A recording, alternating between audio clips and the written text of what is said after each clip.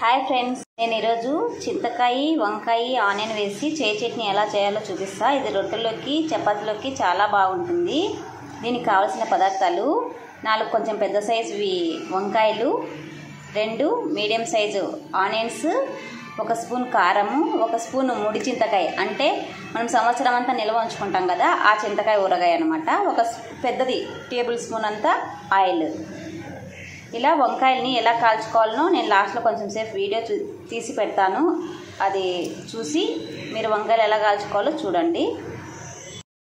వంకాయలు ఇలా లావు ఉంటాయి కదా, ఈ వంకాయలకి ఇట్లా ఆయిల్ అంటించేసి మొత్తం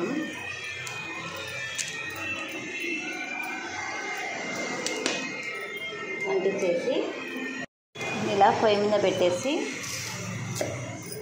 అన్నీ కాల్చుకోవాలన్నమాట. నల్లగా అయిపోవాలా, ఇల్లు నల్లగా అయిపోవాలా. మొత్తం కాలిన తర్వాత మళ్ళీ నేను చూపిస్తాను.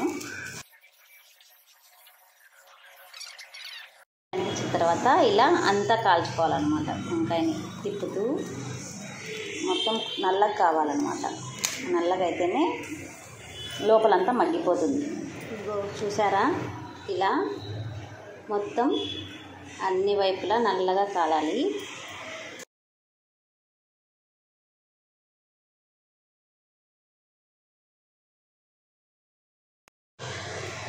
ఇది ఇలా ఉంది కదా, ఏం పర్లేదన్నమాట. ఇది కొంచెం చిన్న కదా, మెత్తగా ఉంది కదా, ఓకే అనమాట. అట్లా మొత్తం అంతా అయిపోయిన తర్వాత స్టవ్ అంతా ఆఫ్ చేసేసి ఒక పేపర్ మీద పెట్టేసుకొని వీటిని హీట్ ఉన్నప్పుడే ఇలా పీల్ చేసేయాలి.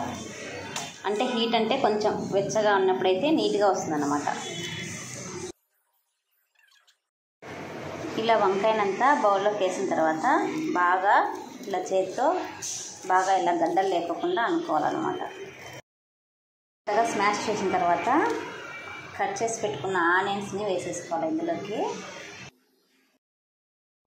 1 స్పూన్ చింతకాయ తీసుకున్నాం కదా, ఇది కూడా వేసేసుకోవాలి.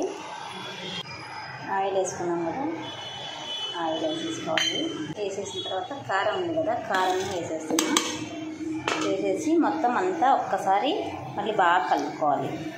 ఒకవేళ మీకు కారం తక్కువ అనిపించిందంటే మళ్ళీ వేసుకోండి. నేను ఇది ఆచి మసాలా రెడ్ చిల్లీ పౌడర్ వేసినాను కాబట్టి చాలా కారం ఉందన్నమాట, అందుకు కొంచెం వేసాను నేను. మీకు కావాలంటే కొంచెం ఎక్కువ వేసుకోండి.